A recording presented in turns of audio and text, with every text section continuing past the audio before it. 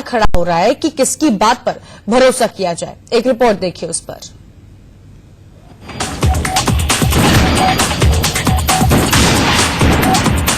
सरकार आने के बाद 2014 से आज तक मैं 130 करोड़ देशवासियों को कहना चाहता हूं, कहीं पर भी एनआरसी शब्द पर कोई चर्चा नहीं हुई है, कोई बात नहीं हुई है। दिल्ली में दिया पीएम मोदी का ये बयान बताता है कि बीजेपी फिलहाल एनआरसी जैसे अति संवेदनशील मुद्दे पर आगे नहीं बढ़ने जा रही, क्योंकि कुछ दिनों पहले सीएए के अस्तित्व में आने के बाद देश भर में कई जगह हिंसा हुई, आगजनी की गई और सरकारी संपत्तियों को नुकसान पहुंचाया गया, जिसके बाद मोदी सरकार को एनआरसी पर बैकफुट पर जाना पड़ा और माहौल में नरमी लाने की कोशिश करनी पड़ी। मेरी सरकार आने के बाद 2014 से आज तक मैं 130 करोड़ देशवासियों को कहना चाहता हूं, कहीं पर भी एनआरसी शब्द पर कोई चर्चा नहीं हुई है, कोई बात नहीं हुई है। हालांकि हकीकत ये है कि गृह मंत्री अमित शाह और रक्षा मंत्री राजनाथ सिंह समेत बीजेपी के कई नेता पूरे देश में एनआरसी लागू करने की बात कह चुके हैं। तो फिर मोदी क्यों ये दलील दे रहे हैं कि एनआरसी पर कोई बातचीत हुई ही नहीं? मान्यवर, मैं इस सदन को फिर से एक बार आश्वस्त करना चाहता हूं, जब हम एनआरसी लेकर आएंगे एक भी घुसपैठिया इस देश के अंदर बच नहीं जाएगा। एनआरसी करेंगे तब स्पष्टता के साथ इसी प्रकार से इसी सदन में एक भी शब्द छोड़े बगैर मैं सबको इसकी भी जानकारी दूंगा।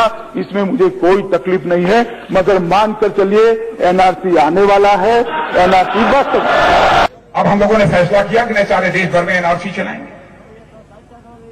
हमारे राजनीतिक विरोधी इसका विरोध कर रहे हैं।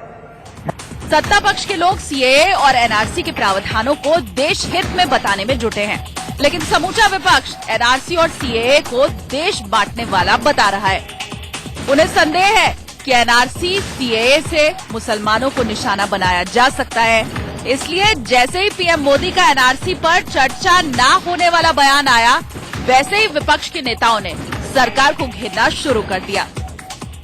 प्रधानमंत्री का जो स्पीच हुआ कल शायद दिल्ली में रामलीला मैदान या कहीं, तो स्पीच सुनने के बाद आश्चर्य लगा कि उन्होंने दो बातें कही कि एक, इस बारे में मंत्रिमंडल में कुछ बहस हुआ नहीं, जिसे डिस्कशन किया नहीं, और पार्लियामेंट में हुआ नहीं। मंत्रिमंडल में क्या हुआ या नहीं हुआ इस बारे में मैं कह नहीं सकता हूँ, मगर मेजर पॉलिसी जब देश के सामने लाकर कुछ कदम उठाते हैं तो सरकार ने इस पर बहस की होगी, कुछ निर्णय लिया होगा।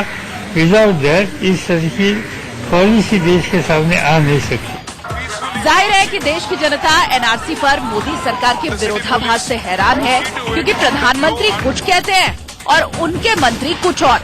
ऐसे में संभव है कि एनआरसी अभी नहीं आएगी, पर सवाल ये है कि क्या एनआरसी जैसा मुद्दा सिर्फ ध्यान भटकाने के लिए लाया गया?